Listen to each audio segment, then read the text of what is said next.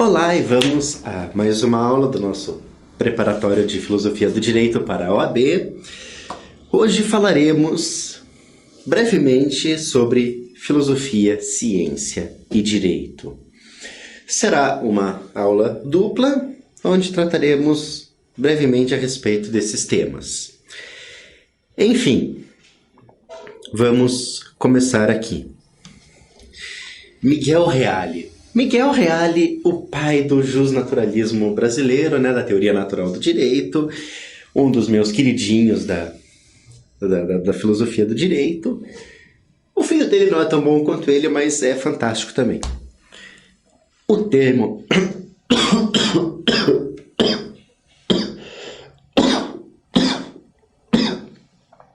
Me desculpe. Vamos até colocar um tom de voz mais bonito aqui para fazer uma citação do Miguel Reale. Porque, Miguel Reale merece. O termo filosofia do direito pode ser empregado em acepção lata, abrangente de todas as formas de indagação sobre o valor e a função das normas que governam a vida social no sentido do justo, ou em acepção estrita, para indicar o estudo metódico dos pressupostos ou condições da experiência jurídica considerada em sua unidade sistemática. Os temas ou assuntos fundamentais da filosofia do direito referem-se ao conceito de direito, à ideia e à respectiva integração no plano histórico. Miguel Reale. Olha só que bonito, né? Ele falou um monte de coisa e você ficou pensando o que eu tô lendo aqui, O que você está querendo dizer? Pode-se concluir que a filosofia do direito nada mais é que a própria filosofia geral com o foco voltado para o estudo das questões básicas e últimas do direito. Ok, o que isso quer dizer? Isso quer dizer muitas coisas. Não diga, como em tudo que envolve a filosofia, tudo pode dizer muitas coisas. Não existem verdades absolutas, só existem conceitos gerais a respeito de muitas coisas, não é verdade? Não. A filosofia, ela é, em última instância, em última ratio, como operadores de direito gostam de usar muito latim, então vamos usar muito latim. Não, eu não vou fazer isso. Mas aqui, o objetivo último da filosofia, é a busca da verdade. E o que é, então, a verdade? A verdade nada mais é do que aquilo que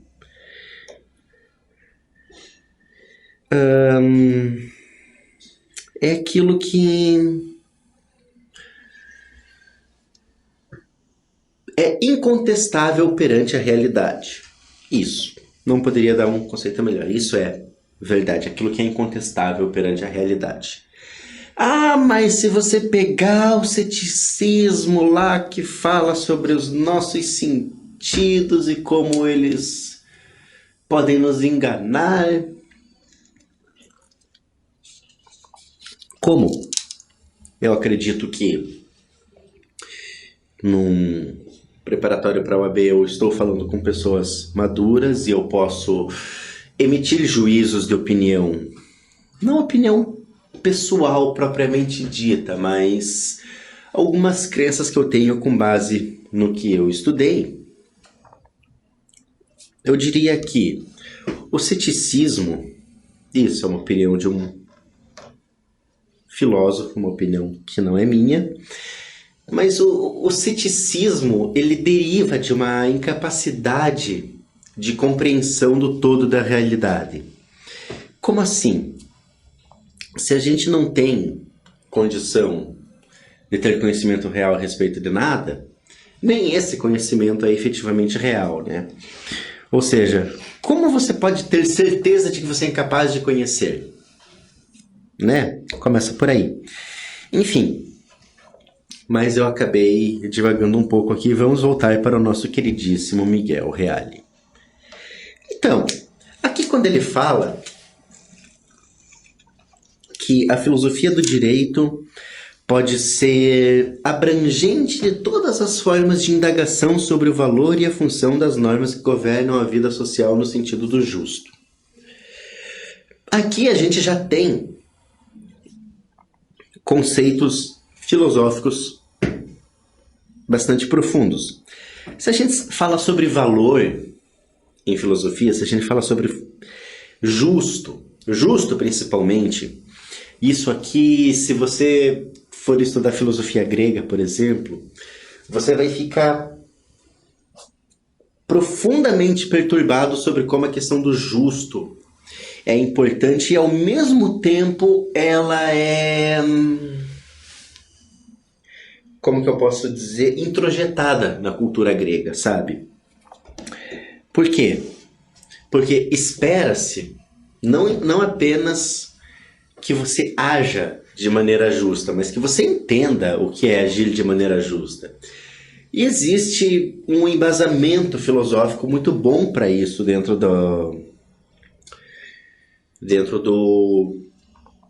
da cosmovisão grega, né? Da forma em que a Grécia percebia a sociedade.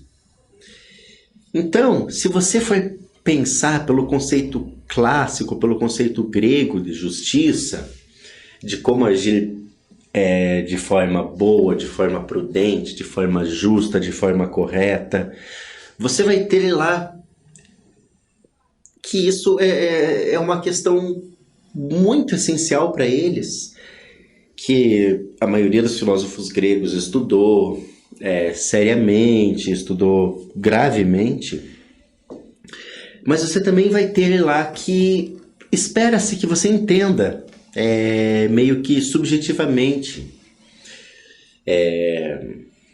Não subjetivamente, porque o conceito de justiça na Grécia ele era muito. Como que eu posso dizer? Ele era muito claro. Então, meio que esperava-se que você, a partir do momento que você estava na vida social grega, você entendesse aquilo naturalmente, né? Você meio que deduzisse, ok, isso é um modelo de comportamento que normalmente vinha do seu pai, que recebeu do seu avô. Então você tinha aquela coisa geracional de você entender que aquilo é um homem virtuoso, aquele é um homem justo, aquele é um homem bom. Então a gente entra aí na questão da arete grega, que é a forma que eles entendem o funcionamento social deles.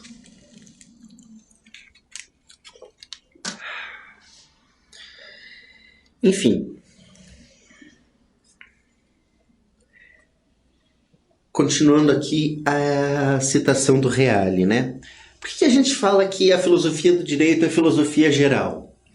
Porque isso eu falei na aula de introdução, é muito cartesiano a gente fazer essa separação de conteúdos, né?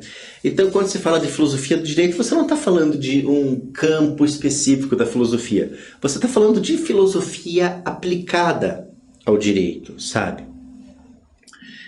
Então, quando a gente entende isso, que a gente não tem uma verdadeira ideia, a gente não tem uma verdadeira filosofia do direito, e sim que a filosofia do direito nada mais é do que a filosofia aplicada ao estudo das leis e das normas, basicamente você só consegue ter uma verdadeira ciência do direito a partir do momento que você pega tudo aquilo que você sabe de filosofia, ou seja, um verdadeiro jurista, ele nada mais é do que alguém que tem um profundo conhecimento de filosofia e consegue aplicar aquilo ao campo do estudo das leis. E, quem sabe, até usar isso como uma forma, usar isso aplicado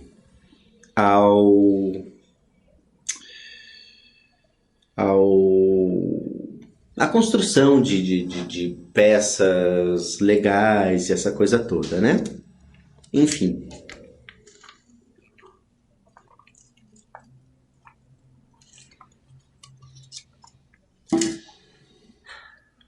Tava com muita sede.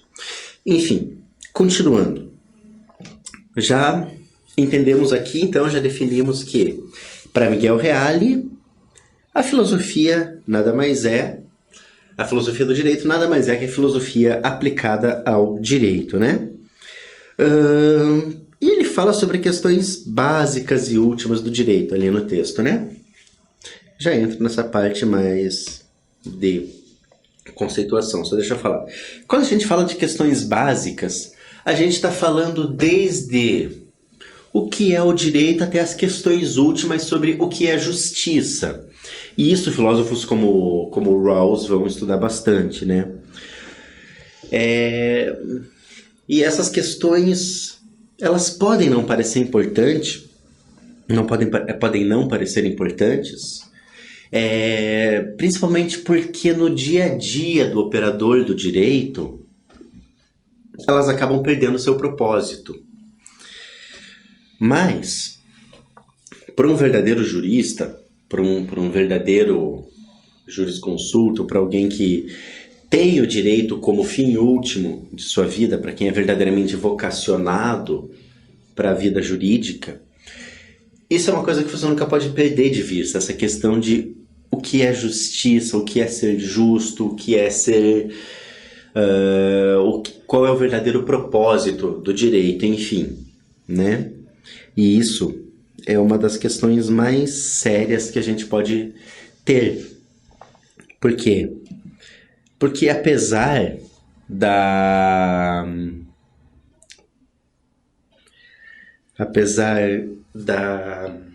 me fugiu a palavra. Da fragilidade com que essas questões são tratadas no dia a dia, elas nunca podem ser perdidas de vista porque são elas que vão balizar a conduta do operador. Elas que balizam a conduta de um jurista, né? E eu falo isso muito mais porque hoje em dia, quando a gente está tratando do direito em si, de como ele é conduzido, a gente vê escalabros desconcertantes, né? A gente vê coisas horríveis sendo defendidas em tribunais. Eu não estou falando da questão de defender um Fernandinho Beiramar, por exemplo. Mas eu estou falando de relativizar determinadas questões em prol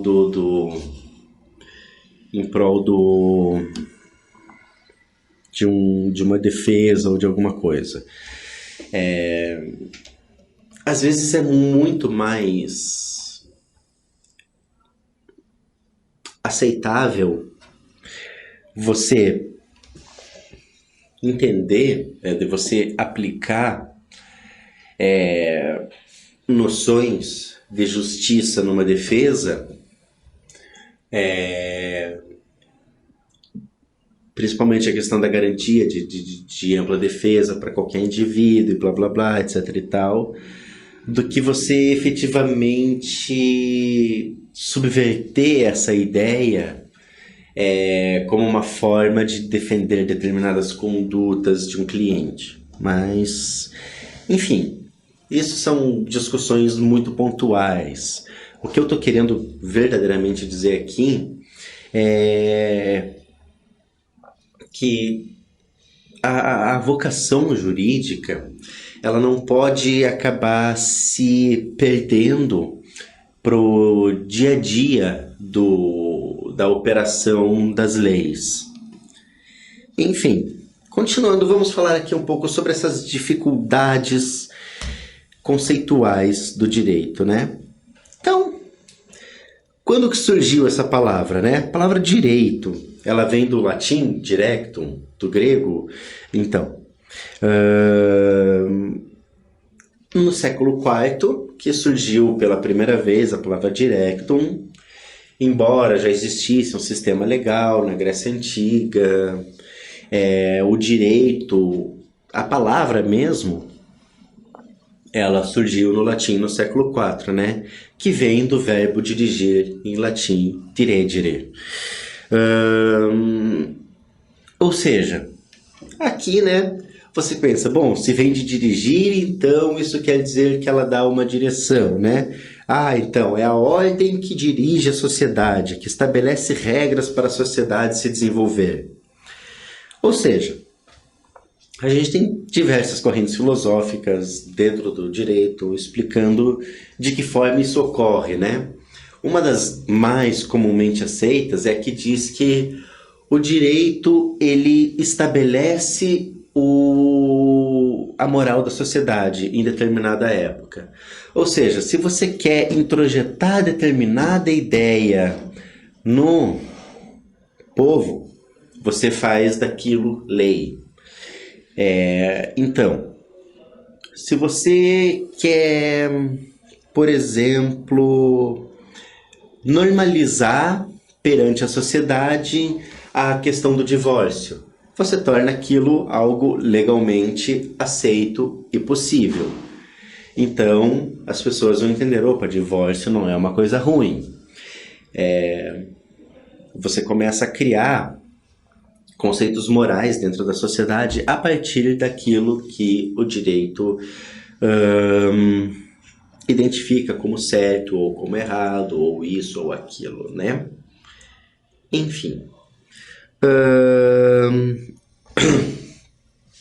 E daí é várias coisas.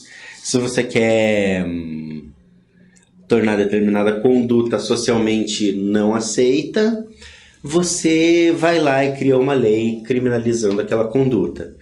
Então, se você quer, por exemplo, que a sociedade tenha como um conceito geral que bater em mulher é uma coisa ruim, você vai lá e cria uma legislação específica para isso. Porque você quer introjetar na sociedade a ideia de que aquela conduta em específico é ruim. Então, não basta você ter um crime, uma tipificação, né, criminal de agressão física.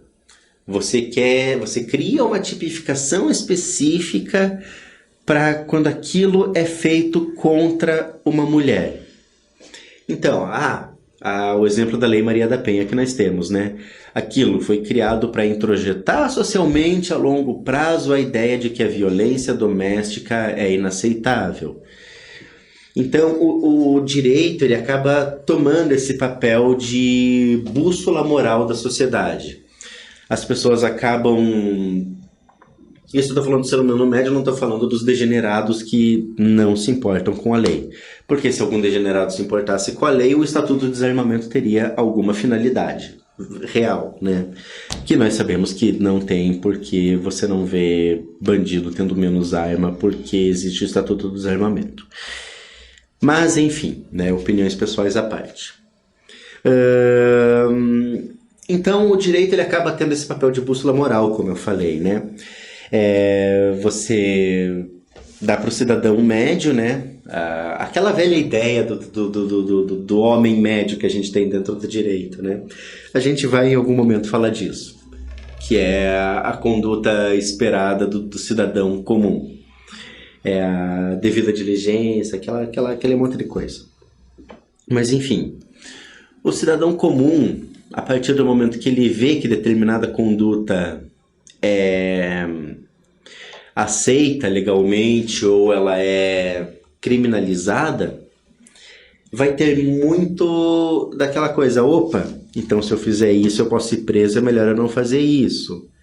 Eu vou fazer o meu melhor para transmitir geracionalmente, para transmitir aos meus filhos, enfim, a minha prole, aos meus próximos, o quanto essa conduta é ruim.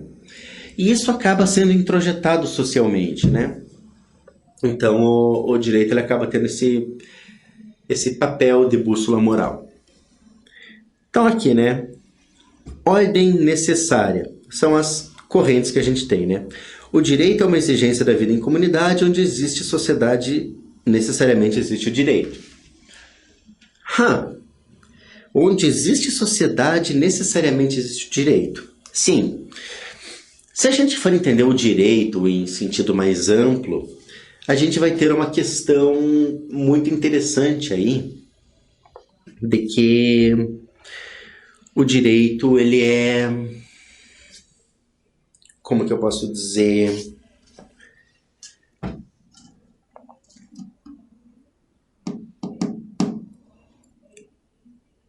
Ele é onipresente na história da vida em sociedade. Vamos pensar num microcosmo aqui, né? Vamos pensar em uma pequena escala. Se nós temos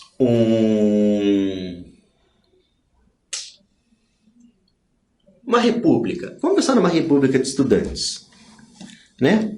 Tem lá um monte de estudantes morando junto, né? Talvez até você tenha morado numa república em algum momento da faculdade, lá no começo, principalmente quando você não tinha dinheiro nem pro Xerox. Se você tinha dinheiro pro Xerox no começo da faculdade, você é um vitorioso. Ninguém nunca tem. É incrível. Não importa o teu nível socioeconômico, você nunca tem dinheiro pro Xerox. É uma coisa fantástica. Eu acho que isso até valia um estudo sociológico, assim, sabe? Por que ninguém tem dinheiro pro Xerox na faculdade? Enfim. Eu falava.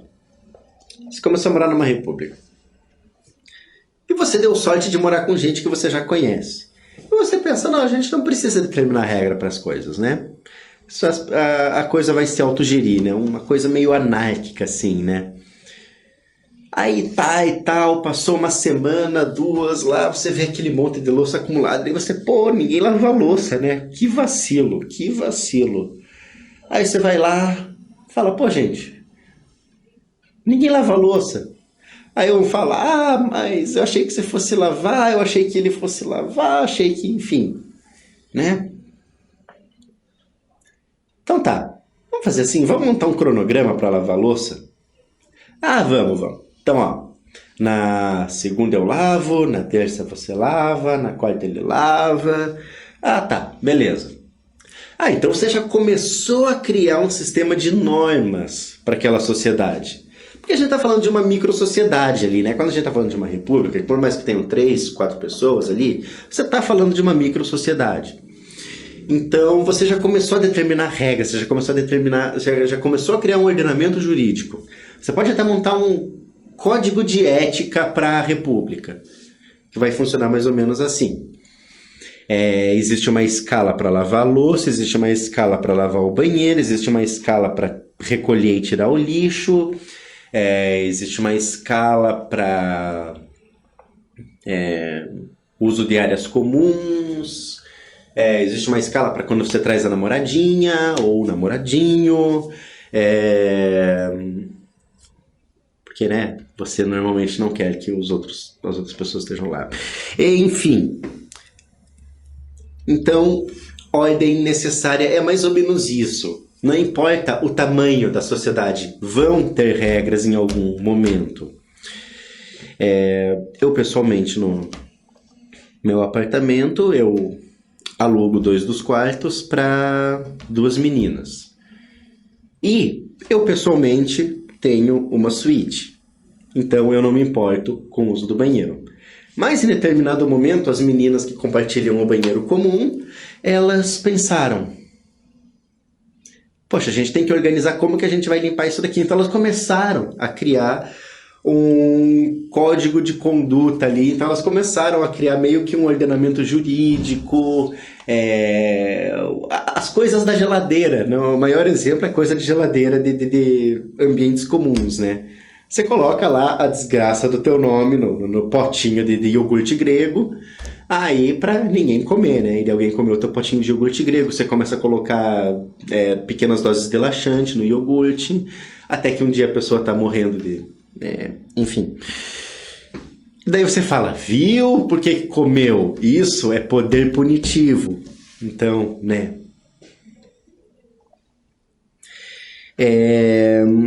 Regra de conduta. O direito é uma norma que se encontra num plano que é chamado de plano do dever ser ou plano normativo, né? A norma prescreve o comportamento ideal.